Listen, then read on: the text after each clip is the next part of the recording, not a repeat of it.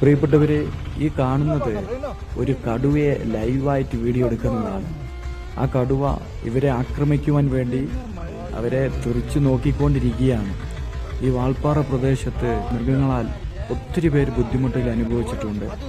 നോക്കണം, ഞങ്ങളിവിടെ വന്നപ്പോൾ ഇന്നലെയും കൂടി ഒരു 4 വയസ്സുകാരെ കുഞ്ഞിനെ പുലി വന്ന് പിടിക്കുവാനിടയായി. ഇതൊക്കെ കേൾക്കുമ്പോൾ ഒത്തിരി സങ്കടമാണ് എനിക്ക് തോന്നുന്നത്. ആ കുടുംബത്തിന് ആശ്വാസത്തിനും എല്ലാവരും പ്രാർത്ഥിക്കുക.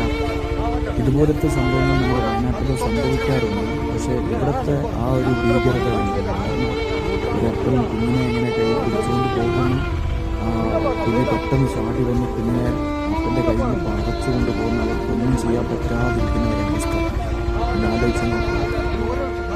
നമുക്ക് ചെയ്യുവാൻ കഴിയുന്നത് ഒന്ന് മാത്രമേ ഉള്ളൂ. ഈ ദേശത്ത് ഈ മൃഗശല്യങ്ങളെല്ലാം ഒഴിവാനിടയാകണം. ജനങ്ങൾ സ്വസ്ഥതയോടെ സമാധാനത്തോടെ ജീവിക്കുവാനിടയാകണം. കുഞ്ഞുങ്ങളെ സ്കൂളിലേക്ക് വിടുവാൻ പോലും ഭയപ്പെട്ടുകൊണ്ടിരിക്കുന്ന മാതാപിതാക്കന്മാർ അവർക്കെല്ലാം ഒരു ആശ്വാസം കിട്ടുവാനിടയാകണം. അതിനുവേണ്ടി നമുക്കെല്ലാവർക്കും ശക്തമായ ദൈവത്തോട് പ്രാർത്ഥിക്കാം. ദൈവം ഈ ദേശത്തിൽ സമാധാനം കൊടുക്കുന്നവരാണ്.